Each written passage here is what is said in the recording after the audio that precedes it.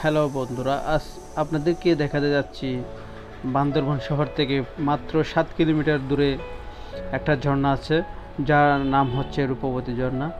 সেই ঝর্ণা দেখার জন্য আমরা বন্ধুদের সাথে সেই ঝর্ণা দেখার জন্য যাচ্ছি। এখন আপনারা দেখতেই পাচ্ছেন, ছাদের গাড়িতে করে আমরা রওনা দিয়ে দিলাম সেই ঝর্ণা দেখার জন্য। এখন যাচ্ছি সেই বান্দরবানের আঁকাবাঁকা রুট বেয়ে সেই ঝর্ণা দেখার জন্য।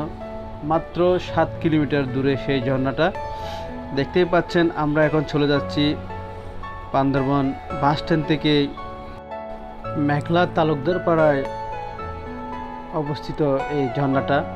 আমরা এখন চলে যাচ্ছি সেই মেঘলা তালুকদার পাড়া। প্রিয় বন্ধুরা, এই ভিডিওটা সম্পূর্ণ দেখলে বুঝতেই পারবেন কিভাবে যেতে হয় সেই রূপবতী ঝর্ণা। আমাদের সঙ্গেই থাকুন, এই ভিডিওটা দেখুন এবং লাইক কমেন্ট শেয়ার করে সবাইকে দেখার সুযোগ করে দিন। আমরা এখন চলে যাচ্ছি সেই রূপবতী ঝর্ণা দেখার জন্য। দেখতেই পাচ্ছেন আঁকাবাঁকা রুট বেয়ে আমরা যাচ্ছি এখন সেই রূপবতী ঝর্ণা দেখার জন্য। আমরা এখন প্রায় লাল ব্রিজ, এটা হচ্ছে লাল ব্রিজ, বান্দরবানের সবাই চিনে। এই লাল ব্রিজের পরে আসবে আপনার নীলাচলের রোড। আমরা এখন চলে যাচ্ছি মেঘলা তালুকদার পাড়া।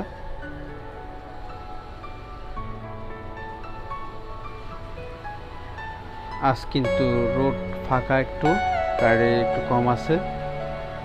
আসলে এখানে ছাদের গাড়ি নিয়ে ঘোরাটাই হচ্ছে বেটার।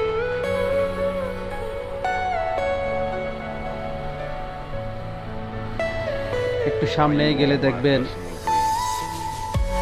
এটা হচ্ছে নীলাচলের রোডের মুখ। হাতের বাম পাশ দিয়ে নীলাচল চলে যায়। এখন চলে আসছি আমরা বেনাস রিসোর্ট, বান্দরবানের সবচাইতে শহরের মধ্যে দামি রিসোর্ট এটা।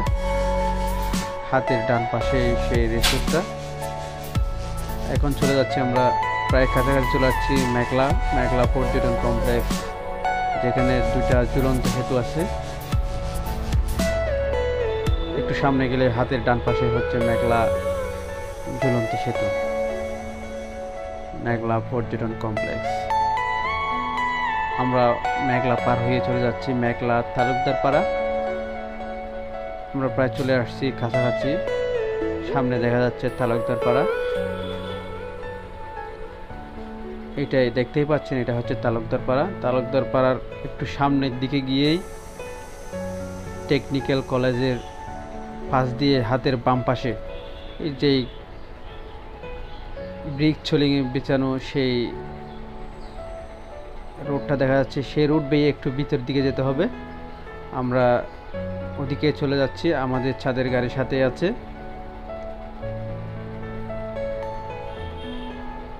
এই রোডের ভিতর দিয়ে গেলে দেখা যাবে একটি গ্রাম। সেই গ্রামের কোনো এক পাশে গাড়িটা সাইড করতে হবে। আমরা এখন চলে যাচ্ছি সেই গ্রামের মাঝামাঝি। দেখতেই পাচ্ছেন, দেখতে থাকুন, আপনারাও দেখতে থাকুন কিভাবে গেলেই সহজে যাওয়া যায়। এই ভিডিও দেখলেই আপনারা বুঝতে পারবেন সহজভাবে কিভাবে সেই ঝর্ণা দেখার জন্য যাওয়া যায়। আমরা চলে আসছি সেই ইয়াতে গ্রামে। গাড়িটা এক সাইডে সাইড করে সবাই নামতেছি। সবাই আস্তে আস্তে নেমে আসো।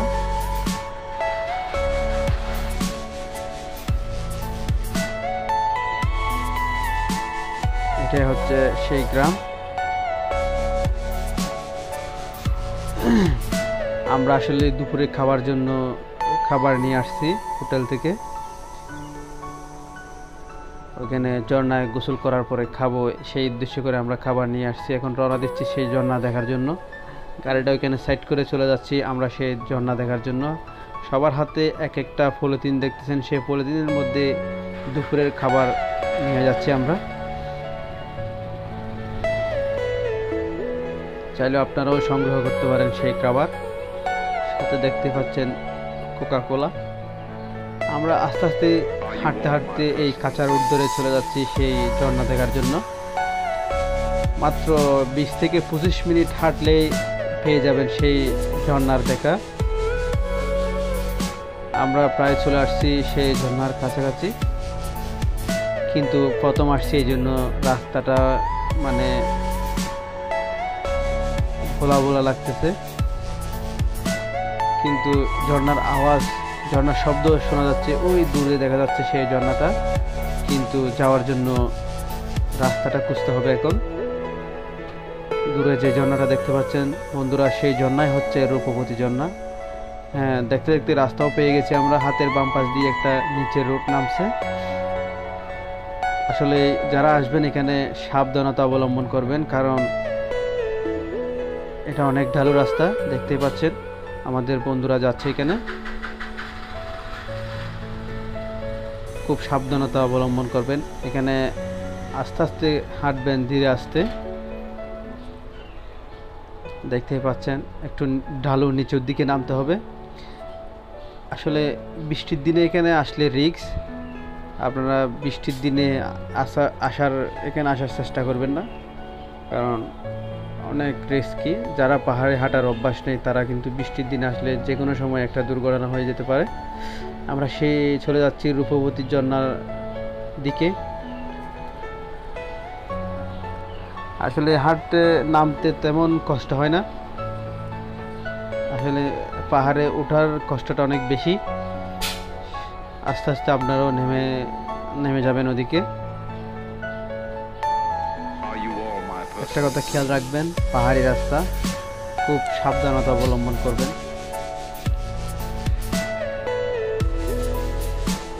এখন একটু সামনে যেতে হবে, মোটামুটি পুরো পাহাড়টাই নামতে হবে। নামার পরে সেই ঝর্ণাটা দেখা মিলবে।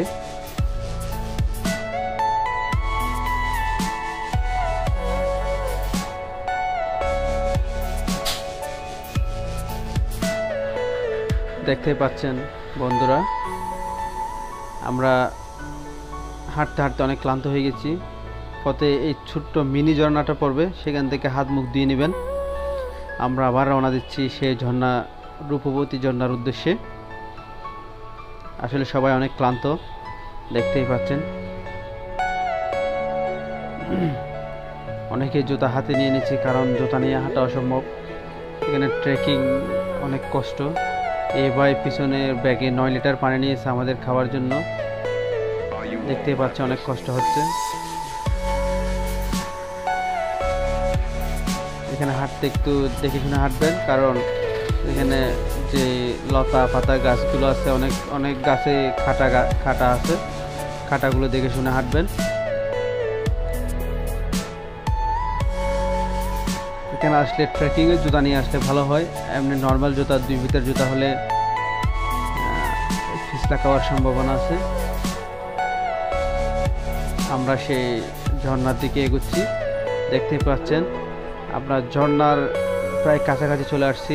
ঝর্ণা থেকে যে পানিগুলো নেমে আসে সেই পানি আমরা দেখতে পাচ্ছি। একটু সামনে গেলে হয়তো বা ঝর্ণা আমাদের সামনে পড়বে। এখানে একটু সমতল জায়গা আছে, সেই সমতল জায়গায় আমরা কাপড় চোপড় চেঞ্জ করতেছি, তারপর রওনা দেবো আবারও ঝর্ণার উদ্দেশ্যে। ওইখানে খাবার চোপড়গুলো রেখে খাবারের প্যাকেটগুলো নিয়ে আমরা চলে আসছি সেই ঝর্ণার একদম কাছাকাছি চলে আসছি। দেখতেই পাচ্ছেন বন্ধুরা, আমাদের সাথে যারা আছে সবাই আস্তে আস্তে চলে আসতেছে আমাদের সাথে। দেখতেই পাচ্ছেন বন্ধুরা,